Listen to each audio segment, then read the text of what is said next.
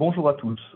Dans cette nouvelle vidéo, on va aborder la dernière notion vue en TD qui s'intéresse à la question des amortissements. Bon.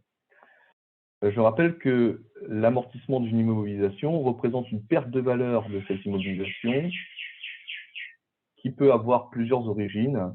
Ça peut être tout d'abord tout simplement une question d'usure de l'immobilisation, mais ça peut être aussi une question d'obsolescence. Donc l'obsolescence, c'est le fait qu'un bien devienne dépassé, notamment d'un point de vue technique. Donc on prend un ordinateur, on prend l'exemple d'un ordinateur qui aurait aujourd'hui 20 ans. Bon. Cet ordinateur, il démarre encore, il fonctionne, etc. Soit. Le problème, c'est que si l'ordinateur fonctionne, il fonctionne avec des versions extrêmement anciennes de Windows, de Microsoft Office, etc. Et il n'est pas possible, a priori, d'installer par exemple Windows 10 dessus. C'est ce qu'on appelle l'obsolescence. Bon. Une dernière raison qui peut justifier la perte de valeur d'une immobilisation, c'est tout simplement des contraintes juridiques. Si on prend le cas d'un brevet, par exemple, le brevet, c'est a priori une protection qui a une certaine durée de vie. Autrement dit, on va être protégé donc sur une certaine invention, sur une certaine molécule, sur un certain concept, d'accord, mais cette protection, elle est limitée dans le temps. Et si le brevet, il a une durée de vie de 10 ans, eh bien, chaque année qui passe, il reste une année de moins à la protection. On part donc du principe que le brevet perd en valeur avec le temps pour cette raison-là, puisque la protection n'est pas infinie, mais délimitée clairement dans le temps. Bon. Donc voilà les différentes raisons qui font que une immobilisation peut perdre de la valeur.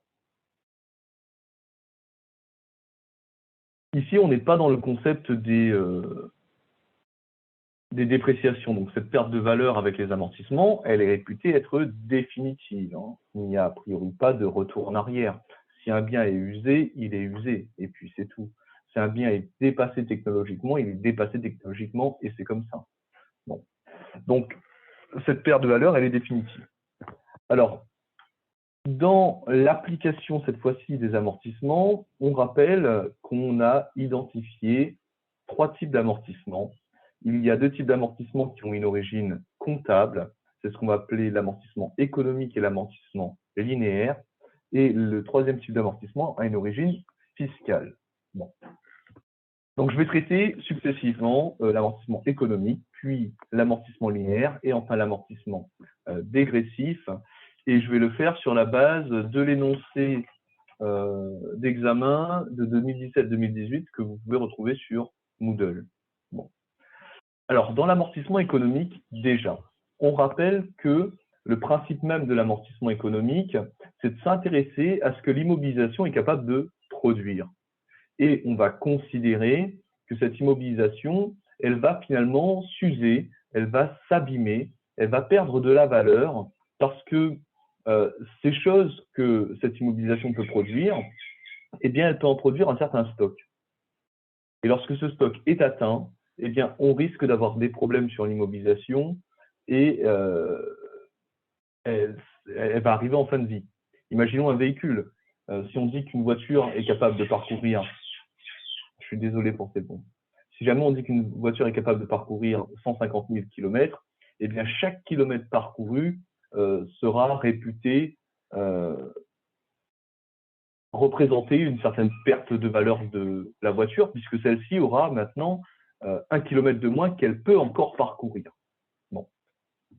Donc ces unités que l'immobilisation peut produire, c'est ce qu'on va appeler des unités d'œuvre.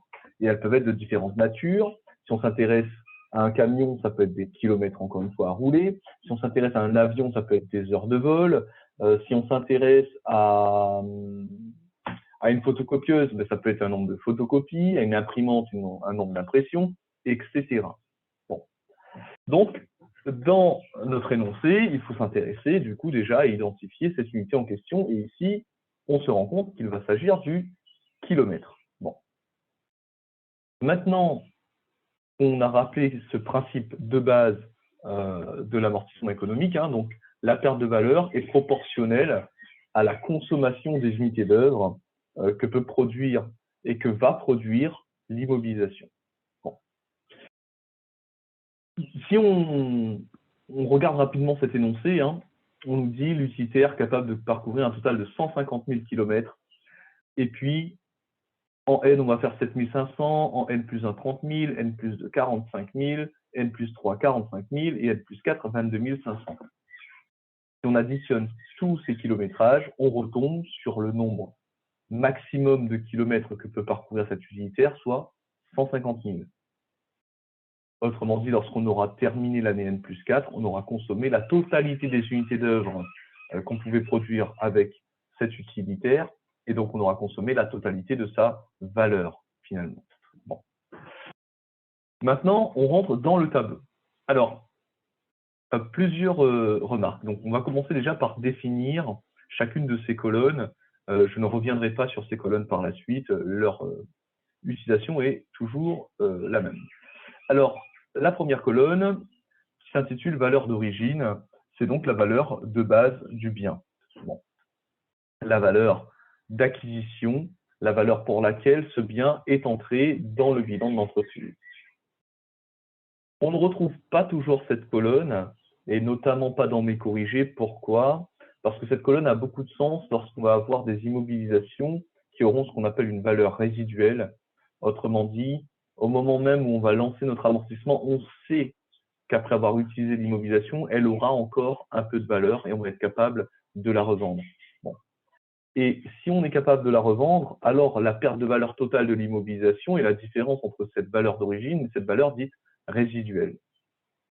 Lorsqu'il y a une valeur résiduelle, la base amortissable va être la différence entre cette valeur d'origine et la valeur résiduelle. Autrement dit, la base amortissable, c'est la somme, le montant total de valeur que va perdre l'immobilisation durant l'amortissement qu'on a prévu de faire. Bon. Ici, et le jour du partiel, ça sera la même chose, il n'y a pas de valeur résiduelle, autrement dit, la valeur d'origine est égale à la base amortissable, et on pourrait se séparer de cette première colonne. Bon. Colonne suivante, donc la base amortissable, on rappelle, c'est la perte de valeur que va connaître l'immobilisation durant son amortissement. Et donc, il s'agit finalement du montant qui va servir de base à calculer la perte de valeur annuelle. Troisième colonne, le taux d'amortissement. Dans la colonne du taux d'amortissement, on va indiquer le pourcentage de la base amortissable qui va être perdu par l'immobilisation durant l'année en question. Chaque ligne de ce tableau va s'intéresser à un certain exercice comptable. Ma base amortissable, c'est la perte de valeur totale que je vais connaître durant mon amortissement. Le taux d'amortissement, c'est le pourcentage de cette base amortissable perdue sur un certain exercice. L'annuité, ça va être le montant de la perte de valeur. Donc, on peut calculer l'annuité comme étant le produit de la base amortissable fois le taux d'amortissement. Colonne suivante, les amortissements cumulés vont représenter la perte de vos valeurs totales liées à l'amortissement depuis le début de l'utilisation de l'immobilisation. Autrement dit, sur la première ligne, eh bien, c'est la perte de valeur que j'ai connue sur ce premier exercice. La deuxième ligne, c'est la perte de valeur connue sur le premier et le deuxième exercice. Troisième exercice, la perte de valeur connue sur le premier, le deuxième et le troisième exercice, etc. Bon. La valeur nette comptable, dernière colonne, représente la valeur du bien une fois prise en compte ces amortissements. Bon. Dans le cas où j'ai une valeur résiduelle, je calcule cette valeur nette comptable comme étant la différence entre la valeur d'origine et les amortissements cumulés dans l'amortissement économique. Mais puisqu'ici, je n'ai pas de valeur résiduelle, je peux aussi me servir de la base amortissable auquel je soustrais les amortissements cumulés. Bon. On a explicité rapidement le tableau et maintenant, je vais rentrer dans la méthodologie qu'il faut suivre pour construire ce tableau. Alors, d'abord, j'ai oublié une première colonne d'importance qui est l'exercice. Seigneur Dieu. Je vais la rajouter sur tous mes tableaux. Voilà. Donc, C'est la première colonne qu'il va falloir compléter. Pourquoi? Parce que compléter la colonne exercice va nous permettre de savoir en fait combien de lignes il y a dans notre tableau d'amortissement. On verra que ce n'est pas forcément toujours évident. Bon. Dans l'énoncé qui nous est donné et dans l'amortissement économique, il va être très facile de retrouver le nombre de lignes de ce tableau puisqu'on me donne les consommations d'unités d'œuvre sur différents exercices. Donc, si je consomme des kilomètres pendant l'exercice N, forcément, je vais avoir un amortissement durant cet exercice.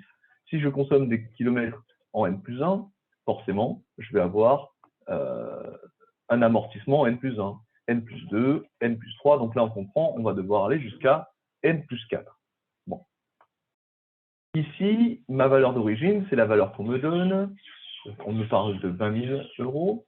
Et a priori, donc cette valeur, hein, elle est la même puisque c'est la valeur d'origine. Hein, donc, qu'on soit en N, N plus 1, N plus 2, N plus 3, N plus 4, eh bien, le montant pour lequel j'ai payé mon immobilisation à la base n'a aucune raison de changer.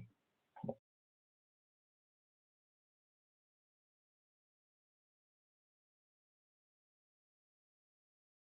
Donc, cette valeur d'origine n'a aucune raison de changer. Pour la base amortissable, on a dit, c'est la différence entre la valeur d'origine et la valeur résiduelle. Ici, il n'y a pas de valeur résiduelle. Je vais donc pouvoir reprendre cette valeur d'origine. Alors, à savoir, dans l'amortissement économique, la base amortissable ne change jamais. Donc, si ma valeur résiduelle est nulle, ma première base amortissable est égale à ma valeur d'origine et je peux reporter directement cette valeur dans chacune des cases de mon tableau. Bon, soit 20 000. Colonne suivante, taux d'amortissement, et c'est la prochaine colonne qu'il faut que je complète. Donc cette colonne, on rappelle, va expliquer la perte de valeur en pourcentage du bien durant l'exercice en cours. Et dans l'amortissement économique, on a dit, cette perte de valeur, elle est liée aux unités d'œuvre qui sont consommées. Bon, eh bien, le taux d'amortissement est facile à déterminer. Combien d'unités d'œuvre j'ai consommé cette année? 7500. Et qu'est-ce que ce 7500 représente par rapport au total d'unités d'œuvre que mon immobilisation est en mesure de fournir? Je vais donc faire 7500 divisé par ce total qui est de 150 000. Et évidemment, c'est exactement la même logique que je vais suivre pour chacune des lignes. Alors là, vous remarquez que je vais faire le choix de traiter directement en milliers, donc je divise 30 000 km par 150 000 km, donc je fais 30 divisé par 150, simplement pour simplifier le calcul. Et donc en faisant ceci, je vais pouvoir retrouver l'ensemble de mes taux d'amortissement dans mon tableau d'amortissement économique. À partir de là, le tableau d'amortissement économique, il est quasiment terminé. Pourquoi? Parce que, et c'est le cas dans la majorité des tableaux d'amortissement, l'annuité, l'amortissement, c'est le produit, on l'a dit, de la base fois le taux. Alors, on va le voir, il va y avoir des exceptions. Ça va être le cas de la première et de la dernière annuité lorsqu'on est en linéaire, et c'est le cas de la première annuité lorsqu'on est en dégressif, la cause au prorata temporis. Mais, mis à part ces trois cases, la colonne annuité se calcule toujours en faisant base fois taux. Donc, dans mon tableau, je fais quoi? Je fais base fois taux. 20 000 fois 5%. Alors, vous voyez, moi, je préfère noter mes pourcentages sous forme de valeur numérique plutôt que sous forme de pourcentage. Pourquoi? Parce que certains d'entre vous feront 20 000 fois 5, 100 000. Voilà, j'ai un bien qui vaut 20 000 euros. Cette année, il a perdu 100 000 euros de valeur et tout va bien. Ce n'est évidemment pas possible. Bon. Donc, si on fait 20 000 fois 5, il va falloir rediviser par 100, évidemment. Donc là, je vais pouvoir compléter chacune de ces colonnes en faisant simplement à chaque fois base fois taux, base fois taux, base fois taux, base fois taux. Bon. La première année, j'ai tout juste commencé à utiliser mon bien. Il a perdu, c'est le résultat de mon calcul précédent, il a perdu 1 000 euros de valeur depuis le début de son utilisation. Donc, c'est quoi le montant total de cette perte de valeur? Eh bien, c'est 1 000 euros, tout simplement. Alors, combien est-ce qu'il vaut d'un point de vue comptable? Eh bien, il vaut sa valeur d'origine à laquelle on soustrait les amortissements cumulés. Dans l'amortissement économique, on pourra toujours utiliser cette formule. Donc, valeur d'origine moins amortissement cumulé, ou, s'il n'y a pas de valeur résiduelle, c'est la même chose, base amortissable moins amortissement cumulé. Bon. Amortissement cumulé, cette fois-ci en N plus 1. En N, j'ai perdu 1000, c'est l'information que je retrouve ici. En N plus 1, j'ai perdu 4000. Donc, combien est-ce que j'ai perdu au total depuis le début? Eh bien, j'ai perdu 1000 plus 4000. Alors, en N plus 2, eh bien, j'ai perdu le total que j'avais déjà perdu en N plus 1, plus la perte de valeur connue en N plus 2. Et donc, à l'exception de la première ligne, cette colonne amortissement cumulé se calcule comme étant la somme de l'amortissement cumulé de la ligne précédente et de l'annuité de l'année en cours. Je rappelle qu'on a déjà vu comment est-ce qu'on calcule la valeur nette comptable, base amortissable moins amortissement cumulé, ou ici, puisque ou valeur d'origine moins amortissement cumulé. Bon, on rappelle que les deux formules ici sont valables parce que la valeur résiduelle est nulle, encore une fois, et que le jour du partiel, ce sera le cas, il n'y aura pas de valeur résiduelle. L'amortissement économique est terminé. C'est vraiment super, super simple. Deuxième forme d'amortissement, l'amortissement linéaire. Alors, le principe de l'amortissement linéaire, on le rappelle, c'est de dire que le bien il va perdre de la valeur avec le temps. Un jour qui passe va toujours provoquer la même perte de valeur pour l'immobilisation. Autrement dit, si chaque jour qui passe, on perd la même perte de valeur, chaque mois qui passe, on perd exactement la même valeur, et chaque année qui passe, on va perdre exactement la même valeur. Ça, c'est la première information à retenir lorsqu'on travaille sur l'amortissement linéaire. Deuxième information qu'il faut retenir, c'est que la durée d'amortissement qui m'est fournie lorsqu'on parle d'amortissement linéaire, eh bien, c'est une durée d'amortissement qui s'exprime en année complète. Et c'est très important cette année complète, ce principe d'année complète. Parce que, on va le voir juste après. Deux petites informations qu'il reste. L'amortissement linéaire, il démarre le jour où on commence à utiliser l'immobilisation. C'est ce qu'on appelle de manière classique en comptabilité la date de mise en service. Du coup, et le taux d'amortissement dans l'amortissement linéaire se calcule comme étant le résultat du quotient, donc de la division de 1 par la durée d'amortissement. Bon, ok. Maintenant que ça c'est fait, je vais utiliser mon bien pendant 4 années complètes. Et je commence à m'en servir le 16 novembre de l'exercice N. 16 novembre de l'exercice N, enfin 15 novembre de l'exercice N plus 1, ça fait une année. 15 novembre N plus 2, ça fait 2 ans. 15 novembre N plus 3, ça fait 3 ans. 15 novembre N plus 4, ça fait 4 ans. Mais du coup, on a bien un amortissement en N, N plus 1, N plus 2, N plus 3 et N plus 4. Donc la durée d'amortissement est sur 4 ans, mais nous, dans notre tableau, on va donc avoir 5 lignes. Et je rappelle qu'on commence toujours par pointer le nombre de lignes qu'on va avoir dans notre tableau, c'est extrêmement important. Bon. Une fois que ce travail a été fait, le tableau d'amortissement linéaire fonctionne quand même pas mal comme le tableau d'amortissement économique. On remplit notre valeur d'origine. Dans l'amortissement linéaire, la base amortissable ne change jamais. OK. On a dit le taux d'amortissement il est égal à 1 divisé par la durée d'amortissement, et ce taux ne change jamais non plus. Et là, on va devoir calculer le montant de l'amortissement la première année, et c'est particulier. C'est particulier parce qu'on va devoir, encore une fois, appliquer ce qu'on appelle ce prorata temporis. Alors, je rappelle que on a dit, mon bien, il vaut 20 000 €. Et il va perdre 25% de sa valeur par an. OK.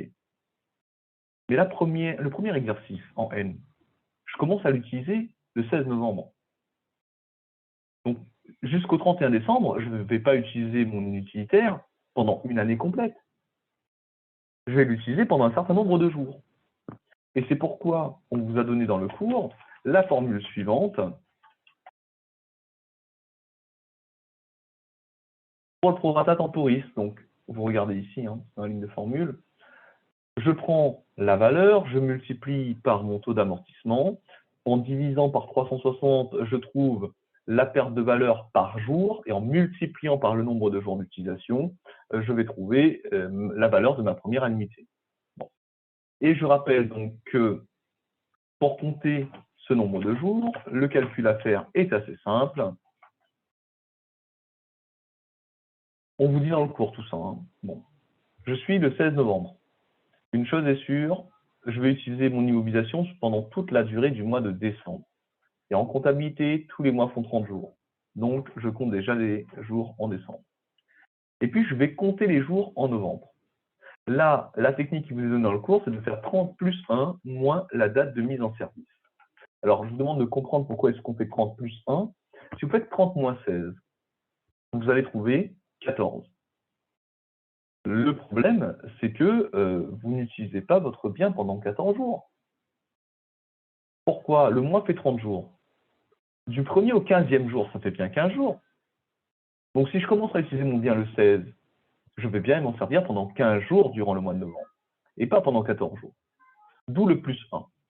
Bon. Donc, voilà la formule de calcul du prorata temporis. Hop. Je l'applique tout de suite. 30 plus 30 plus 1 moins 16. Hop. Voilà. Bon. On a dit les autres annuités, hein, il n'y a que la première et la dernière annuité qui posent problème dans le linéaire. Les autres lignes, donc les lignes centrales, se calculent comme base fois taux. Comme la base ne change pas et que le taux ne change pas, toutes les annuités qui sont au milieu, dans un tableau d'amortissement linéaire, sont égales. Maintenant, j'arrive sur ma dernière annuité. Alors, on pourrait refaire la même chose et se dire, bah, je vais commencer à utiliser le bien en N+4 le 1er janvier, je vais arrêter de m'en servir le 15 novembre. Combien de jours ça fait? C'est possible, mais c'est un peu long, c'est un peu fastidieux, et surtout, on a une solution qui est beaucoup plus simple, qui est que, en N, j'ai commencé à utiliser le 16 novembre, je me suis arrêté le 31 décembre. En N+4, je commence le 1er janvier, j'arrête le 15 novembre. Du coup, la partie de l'année pendant laquelle j'amortis en N+4, si je l'additionne à la partie de l'année pendant laquelle j'amortis en N, et bien en fait, les deux bouts d'année ensemble font bien une année complète. Autrement dit, l'annuité en N plus l'annuité en N+4 me font l'annuité d'une année complète, c'est-à-dire 5000. Je peux donc retrouver la valeur de cette dernière annuité en prenant la valeur d'une annuité complète et en soustrayant la valeur trouvée pour ma première annuité. Bon. Voilà pour l'amortissement linéaire. Alors, les deux dernières colonnes hein, sont exactement identiques à ce qu'il s'est passé pour l'amortissement économique. Donc, mon amortissement cumulé, bon, bah, je le calcule comme tout à l'heure, l'amortissement cumulé de l'année précédente plus l'annuité de cette année. Et ma valeur nette comptable, je le calcule ou bien, puisque là je n'ai pas de valeur résiduelle, comme étant base amortissable moins amortissement cumulé, mais j'aurais pu faire aussi, puisque c'est la même valeur d'origine moins amortissement cumulé. Bon. Vous noterez qu'ici, puisqu'on n'a pas de valeur résiduelle, quand j'ai fini d'utiliser mon bien, la valeur du bien, elle est nulle. C'est normal. Je me permets de rappeler qu'on ne peut pas avoir une valeur négative pour un bien. Certains d'entre vous arriveront à avoir des valeurs nettes comptables négatives et clairement, on est dans l'erreur la plus complète. Voilà pour donc ce tableau d'amortissement linéaire. Il est terminé. Il est assez simple. Moi, en tout cas, je trouve que ce tableau est quand même relativement aisé à construire. On va rentrer dans le dernier tableau d'amortissement qui est un amortissement dégressif. Alors déjà, je sais que j'ai fatigué tous mes étudiants de TD avec cette chose-là et j'en suis désolé, mais on rappelle que l'amortissement dégressif, c'est un amortissement fiscal. Donc il a été inventé, mis au point pour des raisons fiscales et ce ne sont pas des comptables qui l'ont inventé, en tout cas pas directement. Et pourquoi est-ce que je le dis tout de suite? Parce que l'amortissement dégressif est tout de même bien moins logique que l'amortissement économique ou linéaire. Il fonctionne comme on va présenter et c'est comme ça qu'il faut faire et puis c'est tout. Alors, dans l'amortissement dégressif, je rappelle qu'il y a une colonne de plus que dans l'amortissement linéaire. parce qu'on va devoir jongler avec 2 taux d'amortissement et on va devoir retenir toujours le plus grand des deux. On va y revenir. D'abord, on rappelle, on doit remplir la colonne des exercices pour savoir combien de lignes il y a mon tableau. L'amortissement dégressif là-dessus est aussi simple que l'amortissement économique. On me dit, j'amortis sur 4 ans. Là, c'est 4 années dans le dégressif, c'est pas 4 années complètes, c'est 4 exercices comptables. Donc, je n'ai que 4 lignes à mon tableau d'amortissement. Donc, je m'arrête en N+3. OK. La valeur d'origine, évidemment, ne change jamais. Dans ce tableau d'amortissement, il va falloir que je remplisse tout de suite mes taux d'amortissement. Alors pour cela, je vais d'abord devoir calculer mon taux d'amortissement linéaire. Donc en fait, c'est le taux qu'on a utilisé dans l'amortissement linéaire précédemment, donc 1 divisé par 4. Et je peux tout de suite compléter les autres lignes. J'ai trouvé la première ligne en faisant 1 divisé par 4, et bien la deuxième, je vais faire 1 divisé par 3, puis 1 divisé par 2, puis 1 divisé par 1, autrement dit 1. En fait, on calcule un taux d'amortissement sur le nombre d'exercices où il reste à amortir. Là, je n'ai pas encore amorti, je suis avant mon annuité, je suis avant mes amortissements cumulés, donc là, je n'ai pas encore amorti. Il me reste 4 années d'amortissement. Ici, il m'en reste 3. Il reste 3 lignes. Ici, il en reste 2. Et ici, c'est la dernière. Donc, voilà comment est-ce qu'on détermine cette colonne. Pour le taux d'amortissement dégressif cette fois-ci, eh bien, je vous rappelle qu'on trouve la formule dans le cours. On nous dit, je vais prendre le taux d'amortissement linéaire que je vais multiplier par un coefficient qui va dépendre de la durée d'amortissement. Et lorsque l'amortissement dure 3 ou 4 ans, ce coefficient, il est de 1,25. Et ce taux, il ne va pas changer. Le taux d'amortissement dégressif, lui, reste le même d'exercice en exercice. J'ai presque terminé, en vrai. Je vais d'abord supprimer le plus petit des deux à chaque fois. Donc ici, 0,3125 est supérieur à 0,25. Donc, je retiens le 0,3125. Et dès la deuxième ligne, on voit 0,3125 est plus petit que 0,33. 0,3125 est plus petit que 0,5. 0,3125 est plus petit que 1. Alors en fait, c'est normal que lorsqu'on commence à utiliser le taux linéaire, on ne rebascule pas sur le taux dégressif, puisque le taux dégressif, il est constant, c'est toujours le même, alors que le taux linéaire, il augmente. Donc, dès que le taux linéaire a commencé sur une certaine ligne et est plus grand que le taux dégressif, forcément, les lignes qui suivent sont supérieures également. D'accord? Donc, je barre le taux le plus petit des deux. Bon. Je reprends ma première base amortissable. Attention, en amortissement dégressif, la base amortissable est égale à la valeur nette comptable du bien. Ici, je n'ai pas commencé à amortir, ma base amortissable est donc égale à ma valeur d'origine puisque je n'ai pas de valeur résiduelle. Donc 20 000. Bon. Ok, alors on va devoir calculer la première annuité. On rappelle que l'amortissement dégressif, il démarre non pas lorsqu'on commence à utiliser le bien, mais il démarre le premier jour du mois où on a acheté le bien. Ici, on a acheté le bien le 29 octobre, donc l'amortissement dégressif, il est réputé démarrer le 1er octobre. Et ici, il va falloir, comme tout à l'heure, appliquer notre prorata temporis. Donc, on va faire 20 000 fois le taux d'amortissement. Et ici, je pourrais compter en jours et dire, depuis octobre jusqu'à fin décembre, il y a 3 mois, le mois d'octobre, le mois de novembre, le mois de décembre, soit 90 jours sur les 362 années.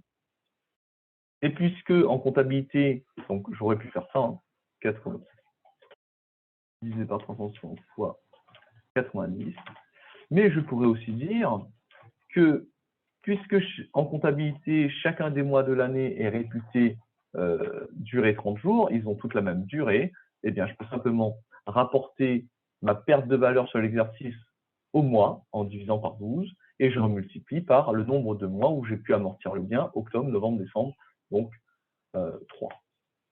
OK. Et alors, je calcule cette première annuité en faisant base fois taux fois mon prorata temporis. OK. Maintenant que j'ai calculé cette première annuité, le reste du tableau d'amortissement dégressif est extrêmement simple. La colonne des amortissements cumulés marche exactement de la même manière que tout à l'heure. La valeur nette comptable, il va y avoir une petite différence. Ici, ou bien je vais prendre la valeur d'origine auquel je vais soustraire les amortissements cumulés, puisque cette valeur d'origine ne change jamais, ou bien je vais prendre ma base amortissable et je vais lui soustraire mon annuité. Pourquoi est-ce que ça fonctionne comme ça? Eh bien, tout simplement, puisqu'on a dit, la base amortissable, elle change en amortissement dégressif. La base amortissable en n plus 1 sera égale à la valeur nette comptable en n. La base amortissable en n plus 2 à la valeur nette comptable en n plus 1, etc. Et à partir de là, on voit qu'on est retombé de manière classique dans un simple concept de base fois taux, qu'on est plus sur une case jaune, donc toutes les autres annuités de tous les tableaux se calculent comme base fois taux. Petite remarque, lorsque vous devez multiplier par un taux linéaire qui est de 33,33, je rappelle que le conseil que j'ai pu donner à certains, c'est plutôt de diviser par 3, parce que 33,33, c'est un arrondi et ça peut poser problème. Donc, on préfère diviser par 3. Et voilà. Bon. À partir de là, eh bien, je peux terminer mon tableau de cette manière. Là, c'est complètement terminé. Et je vais vous montrer, puisqu'à chaque fois, je vais pouvoir faire base fois taux. Je reprends ma valeur nette comptable. Je reprends ma valeur nette comptable précédente. J'applique mon taux d'amortissement. Je calcule mes amortissements cumulés. Je détermine ma valeur nette comptable. Alors là, je ne fais pas attention aux questions d'arrondi. Généralement, on va vous demander d'arrondir au deuxième chiffre après la virgule. Bon. Je reprends ma valeur nette comptable, je recalcule ma dernière annuité, je recalcule mes amortissements cumulés et ma VNC. Bon. Vous noterez donc qu'on retombe à nouveau sur 0. Ce qu'il y a de très intéressant dans l'amortissement dégressif, c'est que a priori, dès lors qu'on a changé de taux, vous voyez, dès que je bascule sur le taux linéaire, que se passe-t-il? Eh bien, mes annuités sont égales. Et ça, c'est un signe fort. L'enseignant s'attend à constater dans un tableau d'amortissement dégressif des annuités égales dès lors qu'on bascule sur le linéaire. C'est pourquoi je vous ai dit et pourquoi je vous conseille de multiplier, plutôt que multiplier par 33,33, de plutôt diviser par 3. Ça va permettre justement de retrouver cette égalité parfaite, si on peut dire. Et bien voilà comment fonctionne l'amortissement dégressif. Il me semble que, mis à part la première annuité et cette question du switch de taux d'amortissement, l'amortissement dégressif est tout de même assez simple. Attention, n'oubliez pas de modifier cette base amortissable, elle change d'exercice en exercice lorsqu'on parle de l'amortissement dégressif. C'est un petit peu d'interprétation, quelques interprétations, et puis je pense que vous aurez ce qu'il faut pour être en mesure de bien maîtriser les exercices et les amortissements. Alors, les écritures comptables, vous les retrouvez dans le cours, ça, je pense qu'il n'y a vraiment pas de souci. En tout cas, une fois qu'on aura fait l'interprétation, il n'y aura pas de problème. Si je prends cette case, donc c'est l'annuité en n plus 2. Autrement dit, au vu de comment on a défini l'annuité, c'est la perte de valeur que va connaître mon immobilisation durant l'exercice n plus 2. L'amortissement cumulé, c'est la perte de valeur de mon immobilisation depuis le début de son utilisation. Autrement dit, depuis le 16 novembre de l'exercice N. Bon. La valeur nette comptable, c'est la valeur comptable du bien, c'est-à-dire la valeur d'origine auquel on aura soustrait les pertes de valeur liées aux amortissements. Et donc, cette valeur nette comptable en N plus 2, elle est de 9000. Bon. Donc, cette interprétation, elle est la même partout, que ce soit dans l'amortissement économique, linéaire ou dégressif. Voilà, j'espère avoir répondu aux questions que vous vous posiez peut-être encore sur cette notion d'amortissement. Réviser, ça tombe lundi. Et puis voilà. Là-dessus, je vous souhaite un très bon courage pour la suite de vos révisions et je vous dis à lundi. Merci, au revoir.